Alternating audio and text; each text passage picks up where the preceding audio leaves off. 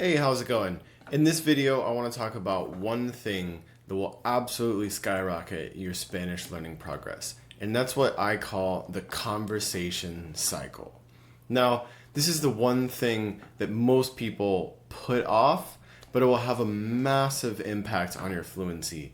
And in fact, everyone that speaks fluent Spanish has to go through this phase. It's only a matter of how quickly you go through it. So in this video, I'm going to share with you what is the conversation cycle, how to get over your nervousness with speaking with native speakers, and the system I use to speed up my learning and create my own curriculum from the gaps I discover in my knowledge through the conversation cycle. So let's get right into it. Let me start by telling you a story. I have been studying Spanish for about a year in school, and on summer break, I was hanging out with some friends. A friend of a friend came in, and introductions were made. I found out that person only spoke Spanish. So I saw an opportunity to practice with a native speaker, but I got very nervous. I didn't quite know what to say or how to start the conversation. It started with, "Hola, hablas español?" And I completely froze. I didn't know what to say. Afterwards, I thought, this is crazy. I've been studying for a year and I know exactly what to say. It's the easiest response.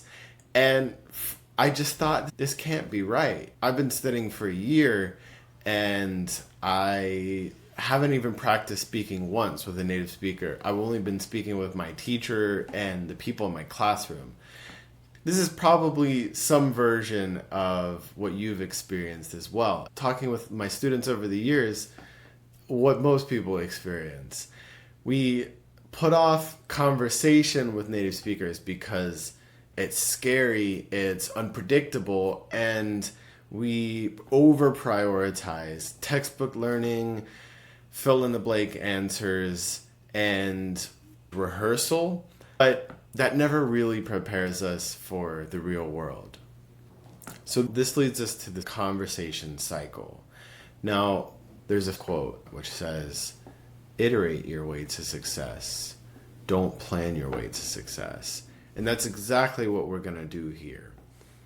You're going to iterate your way to Spanish fluency by training how you fight.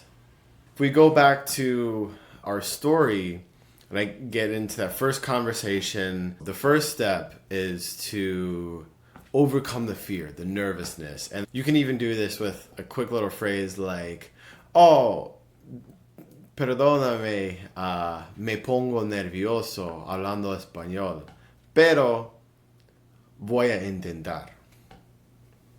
It keeps the conversation in Spanish while releasing the tension of that you have to be perfect. You let the native speaker know that you want to try to speak Spanish, but they're going to lower their expectations. Whenever you naturally run into roadblocks, you don't know how to say something, or you get nervous, you learn a couple phrases like, "¿Cómo se dice?" or, "Estoy tratando de decir," and then you can say what you're trying to say in English. But always bringing the conversation back to Spanish. And if the conversation reverts to English, you hit them with a, "Oh, disculpa, ¿puedes decirlo en español?" and insist to keep the conversation in Spanish. That way, even if you don't know very much, you still know a couple phrases to keep directing the conversation back to Spanish. And you're going to discover the vocabulary, the grammar, the structures that you need to talk about whatever it is that you want to talk about. Now, if this is your first conversation, there's one question that you're always going to get, and you need to be prepared for this. Here's the one question you're always going to get. ¿Cómo aprendiste español? Right? It's coming. After 7 years of speaking Spanish, I can tell you this is the question you're going to get. And if you're not prepared for it, you're just going to kind of fumble around. So rehearse, write out a monologue, prepare something that allows you to branch the conversation off into other things that you already know how to talk about, or language islands. Now, we'll talk about that in another video. But this is the conversation cycle. You get into conversation and discover what it is that you don't know how to say. Then that becomes your curriculum. The way that you can do this is with a system that I call the net. The reason I call this a net is because it's like a net that catches all of these words, grammar, and phrases that you're missing. So you catch all those. You can catch them in English, that's fine. And you can write that down in a notebook. I write down all my net words, and then when I have my study time, that's when I'm looking up all of those words, the phrases, the grammar, and that becomes my personal curriculum. And then circle back and I get into another conversation. And I try to use all of those words, phrases, grammar that I just learned to reinforce it, to make sure that I've got it in my memory and I can use it in real live conversation. And that's the cycle. The quicker that you can go around this cycle, the faster you will learn. And again, all people that speak Spanish fluently have to go through this. It's only a matter of how long you put off conversation with actual native speakers. You might have learned Spanish for years and you put off conversation with native speakers. This is the missing piece. Now, I know what you're thinking, but Malachi, where do I even find native speakers? But Malachi, I get nervous when speaking with native speakers. But Malachi, what if I embarrass myself? Let me address these one by one. And I'll actually start with the last one. What if I embarrass myself? Yes, you will embarrass yourself. In the same way that I'm embarrassing myself right now by making YouTube videos, because this is not my forte. But this information is important and I want to share it with you. So you have to get used to making a fool of yourself.